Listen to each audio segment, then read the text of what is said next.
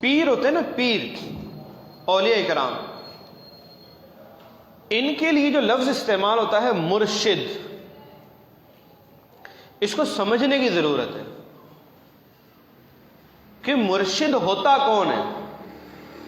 مرشد کہتے ہیں جو ہدایت پر لے کے چلنے والا، رشد و ہدایت کرنے والا، رشد و ہدایت کرنے والا۔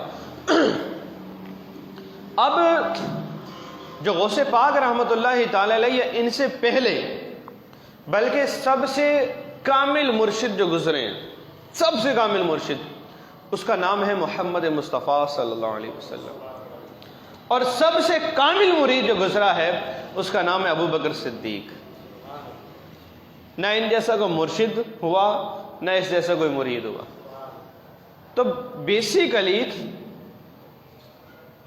اللہ کے جو راستہ ہے، ہدایت کا جو راستہ ہے، اس پہ یہ چلانا، اس کی رشد و ہدایت دینا، یہ ہوتا ہے مرشد کا کام۔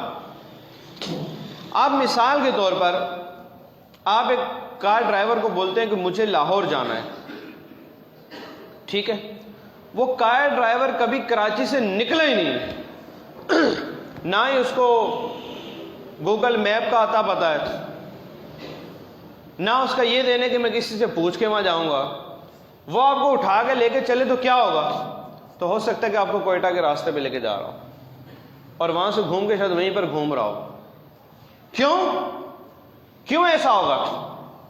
آپ جب لاہور جانا ہے، بلکہ حیدرآباد بھی جانا ہے، تو آپ اسی کے پاس بیٹھیں گے کہ جس کو اس راستے کا پتہ ہے۔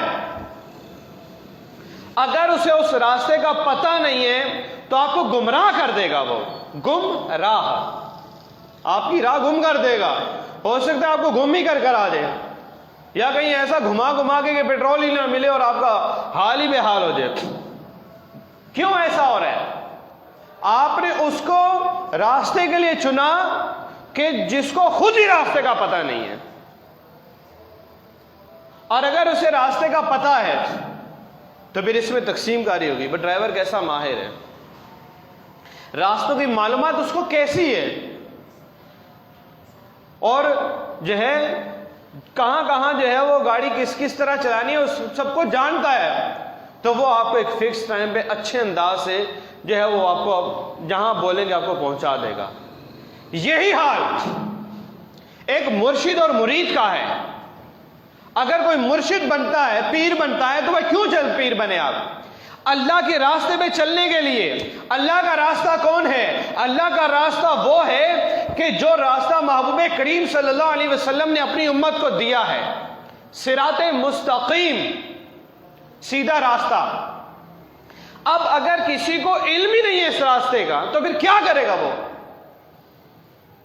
وہ آپ کو بھی گمراہ کرے گا اور خود بھی گمراہ ہوگا، اور یہاں جو گمراہی ہوگی، راستے سے بھٹکے گا تو جہنم میں جائے گا وہ۔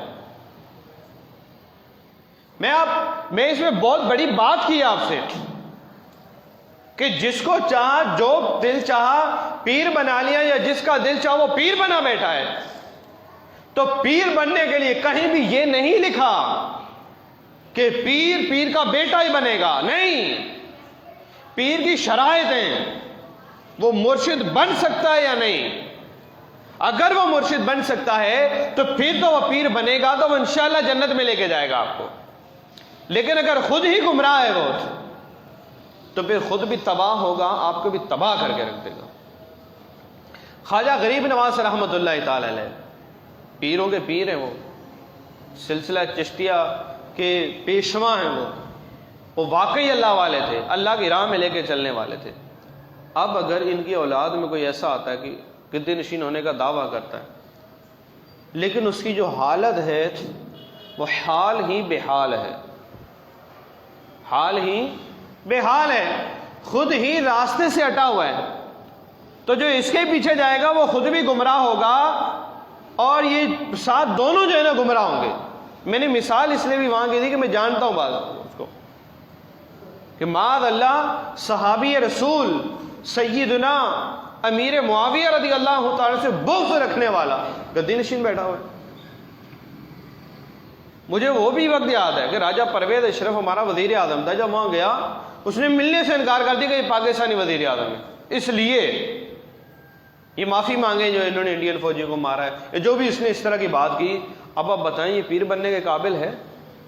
وہ مسلمانوں کا خیر ہے یا ہندوؤں کا خیر ہے؟ وہ منع کر دیا اس نے کہ میں نہیں ملوں گا اس سے۔ بہت اچھا کیا کہ نہیں ملا، تو اس قابل ہی نہیں کہ تجھ سے ملا جائے یار۔ خواجہ صاحب کا بڑا دشمن ہے تو، وہ خواجہ صاحب تو ان کو کلمہ پڑھانے آئے تھے، تو ان کی گود میں بیٹھا ہوا ہے۔ اور بھی اس طرح جو یعنی اس کا نقصان کیا ہوا؟ نقصان یہ ہوا کہ جو اصل مرشد تھا نا، مرشد جو واقعی پیر ہوتے ہیں، لوگ ان سے بھی دور ہو گئے ان کی گندگی میں دیکھ کر۔ میں پھر آپ کو عرض کر رہا ہوں کہ مرشد کون؟ جو سیدھے راستے پہ لے کے چلانے والا ہے، لے کے چلنے والا ہے، جو سیدھا راہ دکھانے والا ہے۔ اور سیدھا راستہ شریعت مصطفیٰ ہے، آقا علیہ الصلوۃ والسلام کی شریعت یہی ہے ہمارے لیے سب کچھ، اور کچھ بھی نہیں ہے۔ اور جو واقعی بزرگ ہوں گے نا، آپ نے غوث پاک کا واقعہ میں آپ کو عرض کروں۔ غوث پاک رحمۃ اللہ تعالی علیہ پیدا ہوئے، پیر کا دن تھا، صبح شادی کا وقت تھا، پیدا ہوئے، والدہ نے آپ کو دودھ پلانا چاہا، نہیں پیا، پیدا ہوتے ہی روزہ رکھ لیا۔ غوث پاک پیدا ہوتے ہی روزہ رکھیں، اور اگر آج کا کوئی پیر جو ہے وہ روزہ نہیں رکھتا رمضان کے مہینے میں بلا عذر شرعی، اور بولے میں تو پہنچا ہوا ہوں، یہ تو اس کو ضرورت ہے نماز روزے کی، جو ہے وہ جس کو پہنچنا ہو، ہم تو پہنچے ہوئے ہیں۔ ارے تو غوث پاک سے زیادہ پہنچا ہوا ہے کیا؟ وہ تو پیدا ہوتے ہی روزہ رکھے۔ پھر کیا ہوا؟ غوث پاک رحمۃ اللہ تعالی علیہ کا یہ مشہور ہو گیا تھا کہ سیدوں کا بچہ روزہ رکھتا ہے۔ اگلے سال ان کے روزے کو دیکھ کے لوگوں نے روزہ رکھا تھا کہ چاند ہو گیا، اس نے روزہ رکھ لیا۔ پھر اس کے بعد آپ کا بچپن بھی بڑا عجیب تھا، جب زبان کھلی استاد سے سبق پڑھنے لگے تو 18 پارے ویسے سنا دیے بغیر کسی سے پڑھے۔ کہا میری والدہ 18 پاروں کی حافظہ تھی، وہ پڑھتی رہتی تھی، میں نے پیٹ میں سارے حفظ کر لیے۔ آپ کی والدہ کہتی ہے کہ جب مجھے چھینک آتی الحمدللہ میں کہتی تو مجھے پیٹ کے اندر سے یرحمک اللہ کی آواز آیا کرتے تھے۔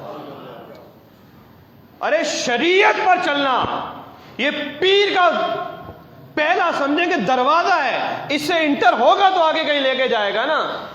جب ادھر داخل ہی نہیں ہوا تو باقی جہنم کے راستے ہیں بھائی۔ وہ تو ماں کے پیٹ میں بھی جو ہے وہ شریعت پر عمل کر رہے ہیں۔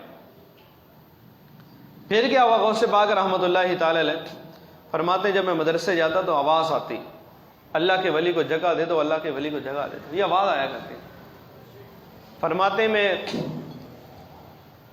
ایک بیل کے پیچھے جا رہا تھا تو بیل نے مڑ کے مجھے دیکھا، اس بیل نے مجھے کہا، آواز آئی اس نے کہا یا عبد القادر ما خلقت لہذا، عبد القادر تم میرے پیچھے چلنے کے لیے پیدا نہیں ہوئے ہو۔ فرماتے ڈر کے گھر آ گیا، چھت پہ گیا تو میدان عرفات نظر آ رہا ہے۔ والدہ کے پاس آیا، اماں مجھے دین کے لیے وقف کر دو، علم حاصل کروں گا میں۔ ارے پیدائشی ولی، فرشتے جن کے لیے کہیں کہ اللہ کے ولی کو جگہ دے دو، گھر کی چھت پہ دیکھ رہے ہیں کہ میدان عرفات نظر آ رہا ہے، وہ تو یہ کہیں کہ ماں مجھے علم حاصل کرنا ہے، اور آج کا جاہل بولے کہ میں سارا پہنچا ہوں اور مجھے جو ہے وہ سب کچھ ملا ہوا ہے، علم نہ حاصل نہ کرے تو پہنچا ہوا تو ہے لیکن جنت میں نہیں جہنم میں پہنچا ہوا ہے وہ۔ پھر یہ کیسی مطلب دکھ والی بات ہے یہ۔ پھر غوث پاک رحمۃ اللہ تعالی علیہ نے علم حاصل کرنا شروع کیا اور کئی سال تک علم حاصل کرتے رہے، اور علم بھی ایسے حاصل کیا کہ اپنے دور کے آپ سب سے بڑے مفتی تھے۔ یہ یاد رکھیے گا کہ عالم، مفتی، محدث، فقیہ اور پیر یہ الگ چیزیں نہیں ہیں، یہ سیم چیزیں ہیں۔ غوث پاک عالم بھی تھے، مفتی بھی تھے، محدث بھی تھے، شیخ الحدیث بھی تھے، تو ساتھ ساتھ پیر بھی تھے، اور پیرانے پیر تھے، یہ تو پیروں کا بھی پیر تھے۔